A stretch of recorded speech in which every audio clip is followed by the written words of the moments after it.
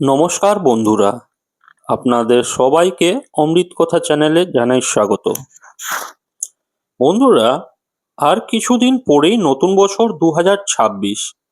আর নতুন বছরের শুরুতেই বাঙালির প্রথম উৎসব পৌষ পার্বণ বা মকর সংক্রান্তি।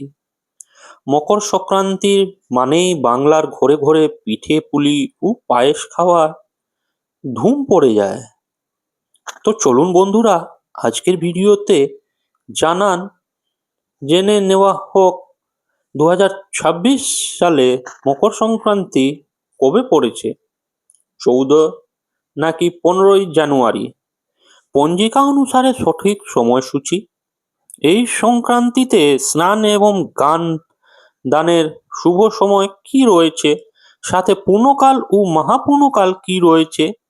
এই সময়ে আপনারা বাড়িতে পুজো করতে পারেন অথবা গঙ্গায় গিয়ে পুজো করতে পারেন। এই পূর্ণকালে মকর সংক্রান্তি পালনের নিয়ম, এই দিন কি খাবেন কি খাবেন না, আর কি কি দান করা উচিত। তো চলুন বন্ধুরা, ভিডিওটি মূল পর্বে যাওয়ার আগে প্রত্যেক দর্শক বন্ধুদের জানাই নতুন বছরের অনেক অনেক শুভেচ্ছা, তার সাথে শুভ মকর সংক্রান্তি।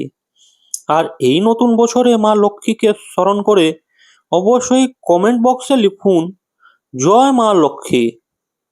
মকর সংক্রান্তি শুধু ধর্মীয় উৎসব নয়, আমাদের দেশের কৃষি নির্ভর অর্থনীতিতে এটি সামাজিক এবং কৃষি উৎসব হিসেবেও পরিচিত। মকর সংক্রান্তিতে সূর্য দেবতার আরাধনা করা হয়। এই দিনে গুড় ও তিল খাওয়ার প্রথা রয়েছে। বাঙালিরা এই দিনে পিঠে পায়েস খেয়ে থাকেন। অনেক জায়গায় ঘুড়ি উড়িয়ে মকর সংক্রান্তি পালন করা হয়। তবে এই দিনে গঙ্গা স্নান এবং দান করার প্রথা দেশের সর্বত্র প্রচলিত। এই দিনে গুড় তিল চাল খিচুড়ি গরম পোশাক কম্বল ইত্যাদি দান করার রীতি রয়েছে। এবার চলুন জেনে নেওয়া যাক এই বছর অর্থাৎ 2026 সালে মকর সংক্রান্তি কবে পালিত হবে।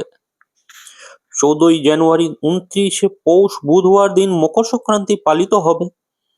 এই দিনে পৌষ সংক্রান্তি বা পৌষ পার্বণ পিঠে পুলি খাওয়ার উৎসব। এছাড়াও এই দিনে পূর্ণকাল থাকছে দুপুর 2:49 থেকে শুরু করে বিকেল 5:45 পর্যন্ত। আর মহাপূর্ণকাল থাকছে দুপুর 2:49 থেকে শুরু করে বেলা 3:42 পর্যন্ত। এই সময়ের মধ্যে আপনারা যে কোনো শুভ কাজ পুজো গঙ্গা পুজো এই সমস্ত করতে পারেন। আর গঙ্গা পুজোর একটা বিশেষ সময় রয়েছে সূর্যোদয়ের ঠিক পর থেকেছে, সেটা হচ্ছে 6:50 মধ্যে আপনারা গঙ্গা স্নান এবং গঙ্গা পুজো করতে পারেন অথবা এই পূর্ণকালে পুজো করবেন। 29শে পৌষ 14ই জানুয়ারি বুধবার যেদিন মকর সংক্রান্তি পড়েছে, সেই দিন শুধু মকর সংক্রান্তি নয়, এদিন মকর আদি স্নান রয়েছে। শ্রী শ্রী গঙ্গা দেবীর আবির্ভাব উপলক্ষে সাগর সঙ্গমে পূর্ণ স্নানও। এদিন কপিল মুনির আশ্রম দর্শন। এছাড়াও পৌষ পার্বণ শ্রী শ্রী পুষ্প পূজা সমস্ত কিছু রয়েছে। 14ই জানুয়ারি বুধবার দিন প্রায় গোটা দেশ জুড়েই এই দিনটি পালন করা হয়। দেশের এক এক জায়গায় একে এক নাম মকর সংক্রান্তি পালিত হয়। বাংলায় মকর সংক্রান্তি পালন হয় পৌষ পার্বণ নামে। বিহার এবং উত্তরপ্রদেশ দেশে মকর সংক্রান্তি পালিত হয় খিচুড়ি পর্ব নামে। পাঞ্জাব এবং হরিয়ানায় এর নাম লোহরি। তামিলনাড়ুতে মকর সংক্রান্তি পোঙ্গল এবং আসামে মাঘ বিহু নামে পরিচিত। এবার চলুন জেনে নেওয়া যাক মকর সংক্রান্তি পালনের নিয়ম। এদিন আপনারা অবশ্যই আপনাদের বাড়িতে যে ঠাকুরের ঘর রয়েছে সেই ঠাকুর ঘর পরিষ্কার পরিচ্ছন্ন করে নেবেন এবং প্রত্যেকটি ঠাকুরের পট বা যদি মূর্তি থাকে আপনারা সমস্ত কিছু পরিষ্কার কাপড় দিয়ে মুছিয়ে নেবেন। সকালে সূর্যোদয়ের আগে নদীতে বা পুকুরে পূর্ণ স্নান করা উচিত এই দিন। এছাড়াও সূর্যদেবকে জল নিবেদন করবেন এবং সূর্য মন্ত্র জপ করবেন। ওম সূর্যদেবায় নমঃ এই মন্ত্রটি জপ করলেই হবে। দোস্তদের মধ্যে চাল গুড় কম্বল ইত্যাদি দান করা উচিত।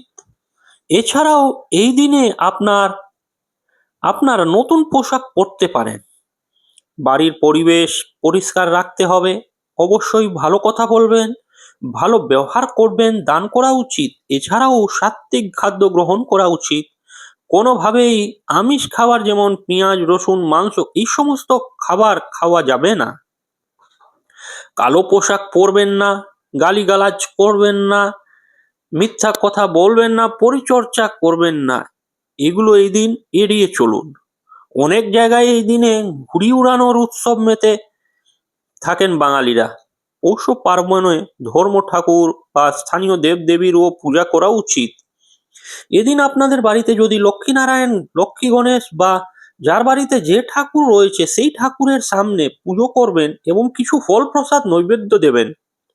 নতুন ধান এবং খেজুর গুড় দিয়ে বিভিন্ন ধরনের পিঠে ও পায়েস তৈরি করা হয় এই দিনে। এছাড়াও চালের গুঁড়ো, নারকেল, দুধ ও গুড় দিয়ে নানা ধরনের মিষ্টি তৈরি করা হয়। এই সমস্ত মিষ্টি তৈরি করে বা নারকেল নাড়ু তৈরি করেও আপনারা মা লক্ষ্মীর সামনে দিতে পারবেন। শস্য দেবীর উদ্দেশ্যে এদিন নতুন খাদ্য নিবেদন করার রীতি রয়েছে। মকর সংক্রান্তি থেকে শুরু হয় ফসল কাটার মৌসুম। পাশাপাশি এই দিন থেকে সূর্যের দক্ষিণায়ন শেষ হয় এবং উত্তরায়ণ শুরু হয়। এই সময় থেকেই ধীরে ধীরে রাত ছোট্ট এবং দিন বড় হওয়া শুরু হয়।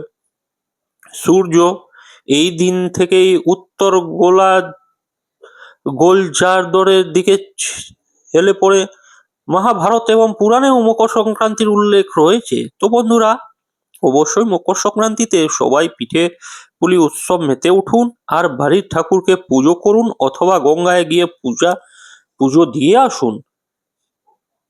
খুব তাড়াতাড়ি নতুন ভিডিও নিয়ে আসছি। সবাই সুস্থ থাকবেন। সবাইকে মকর সংক্রান্তির শুভকামনা। ধন্যবাদ।